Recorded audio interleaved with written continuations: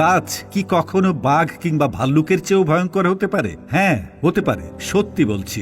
গাছ শুধু ফল ফুলই দেয় না, শিকারও করে। এই শিকারী গাছদের তালিকায় প্রথমেই যার নাম আসে সে হলো ভেনাস ফ্লাই ট্র্যাপ। দেখতে একদম কুমিরের চোয়ালের মতো, দুই পাশে কাঁটার মতো দাঁত সাজানো। এর পাতার মাঝে থাকা ছোট ছোট সরু অংশগুলো হলো ট্রিগার। যেই না কোনো পোকা এসে ওই ট্রিগার স্পর্শ করে অমনি খপ করে দুটি পাতা বন্ধ হয়ে যায়, ঠিক যেন একটি জ্যান্ত ফাঁদ। এরপর বেচারা পোকার আর পালানোর কোনো পথ থাকে না। গাছটি ধীরে ধীরে তার শিকারকে হজম করে নিজের পুষ্টি হিসেবে জোগাড় করে। এরপর আসা যাক পিচার প্ল্যান্টের কথায়। দেখতে ঠিক একটা সুন্দর কলসির মতো। এই কলসির ভেতরে থাকা মিষ্টি সুগন্ধে আকৃষ্ট হয়ে পোকারা এগিয়ে আসে, কিন্তু তারা জানে না যে এটা আসলে একটা ফাঁদ। কলসির ভেতরের দেয়াল এতটাই পিচ্ছিল যে পোকারা পা রাখা মাত্রই সোজা পিছলে নিচে পড়ে যায়। আর নিচে থাকে হজমি রসে ভরা এক পুকুর, যেখানে পড়েই তাদের জীবন শেষ হয়। বন্ধুরা, যেহেতু আপনি ভিডিওটি দেখছেন তার মানে আপনি পেজের একজন সম্মানিত সদস্য।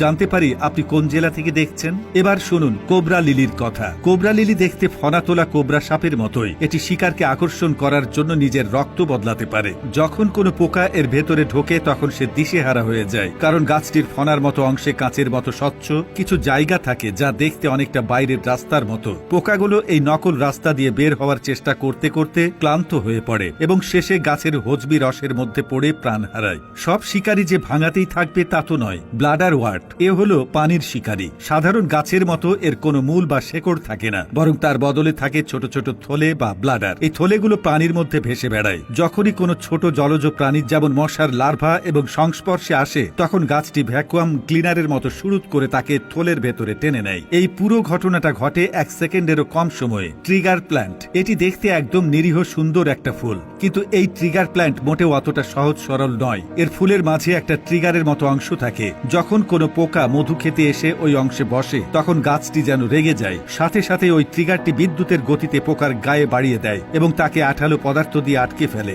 গাছটি এতটাই দ্রুত আক্রমণ করে যে শিকার কিছু বোঝে ওঠার আগেই তার জালে ফেঁসে যায়। সানডিওস এর পাতার উপরে থাকা ছোট ছোট শুঁড়ে ভোরের শিশিরের মতো বিন্দু জমে থাকে। দেখতে সুন্দর হলেও এগুলো আসলে শিশির নয়, বরং পোকামাকড়ের জন্য এই ফাঁদ। এই বিন্দুগুলো আসলে এক ধরনের আঠালো পদার্থ।